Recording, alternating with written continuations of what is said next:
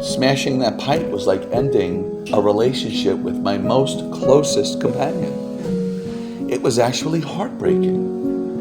And I remember I hit it with the brick, probably not hard enough, and it didn't break, and I thought that was a sign. Seriously.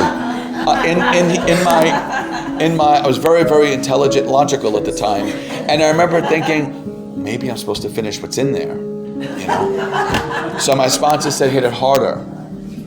So finally it broke, shattered it to pieces. And he said, okay, so now go to a meeting. There was a meeting shortly after that. And I was literally on the phone with him an hour to break this pipe. I mean, it wasn't like, you know, he had to really push me. So I said, okay, I'll go to a meeting.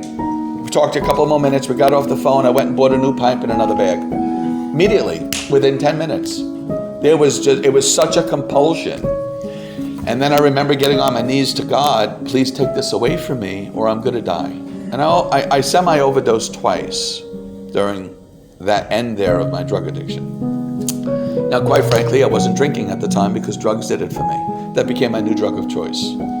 Alcohol for over a decade, maybe 15 years, but that drug became my drug of choice. And I'm getting on my knees begging God to take it away from me. See, and that's one thing that I will never forget now 10 years later. There have been times in the last 10 years where I have had thoughts of drinking or using. And I have learned in recovery, I am not responsible for my first thought. The thoughts are going to come from a commercial, going down an old street, seeing someone that's living how I was. I am responsible what I do with that thought. Am I nourishing that thought? Am I nurturing that thought? Am I meditating on that thought? Because ultimately that's going to lead to action on that thought. So my second thought, most of the time, it's one of two things. I either throw it out to God, I rely on my higher power 100%. And two, if I have that amnesia, if I forgot how bad it was, which can happen, I don't know if anyone can relate to that, why did I get on my knees and beg God to take it away? And I say that every time I share, because it's very profound for me to remember getting on my knees and begging him to take it away, because if it was so good, why was I on my knees begging him to take it away? If I have that amnesia, I remember that. So here comes recovery. And when I got arrested, it was the scariest day of my life. Now, I was arrested from behaviors. Some of you know my history, some of you know my story, some don't. Not proud of it. It's shameful. It's humiliating. It's not my morals and values, but it was my morals and values when I was high on meth. That's how I live, high on meth.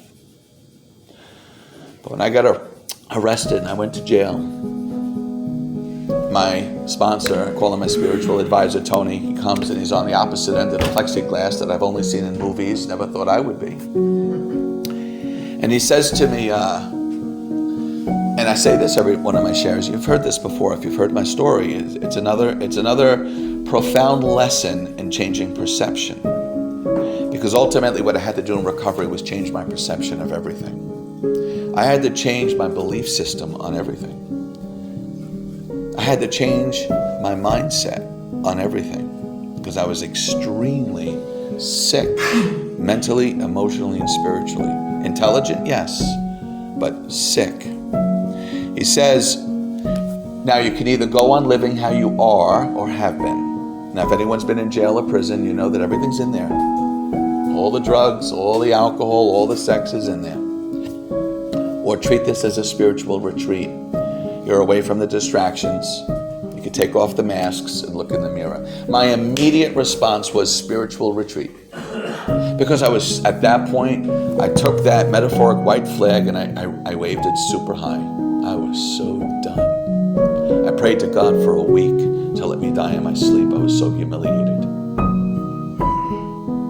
And that's where my addiction and alcoholism brought me. It's just unbelievable. You know, I sat in the rooms and I heard all the stories. Losing families, losing careers, losing children, losing husbands, and get going to jail and prison, and none of that's going to happen to me.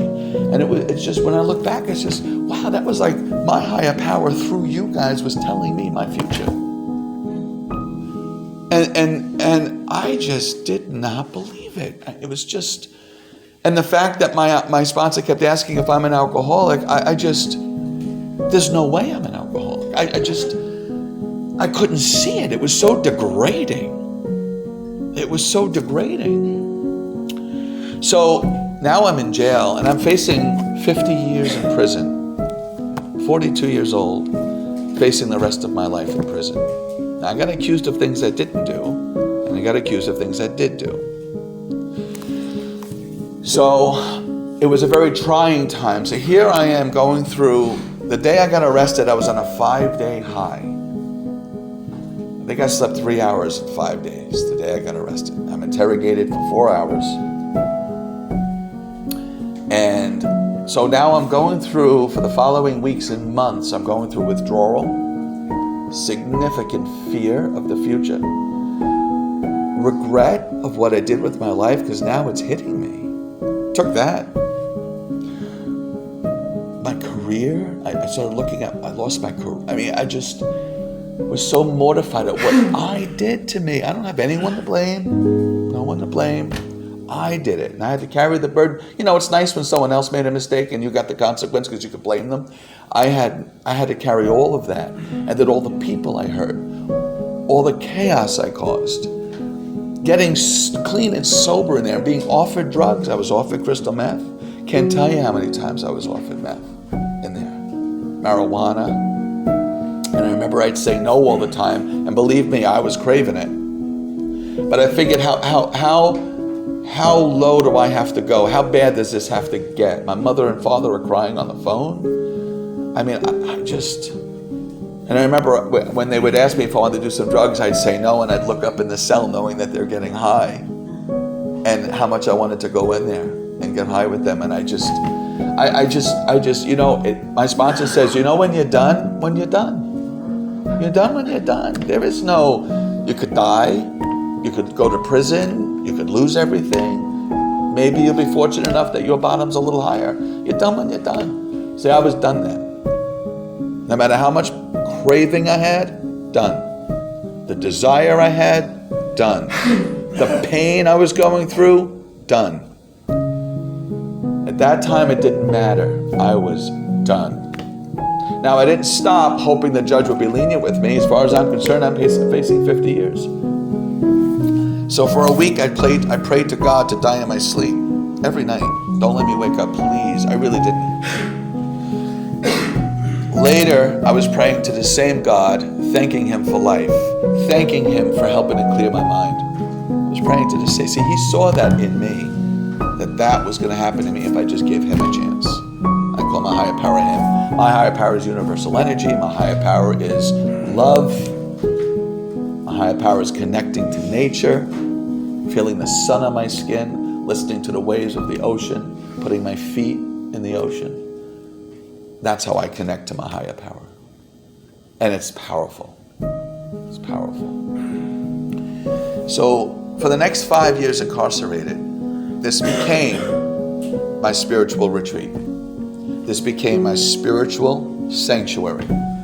It was exceedingly challenging, as you could probably imagine, or some of you may know. Exceedingly challenging, exceedingly depressing.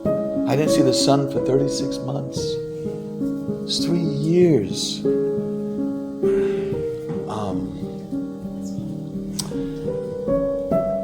But I didn't blame anybody.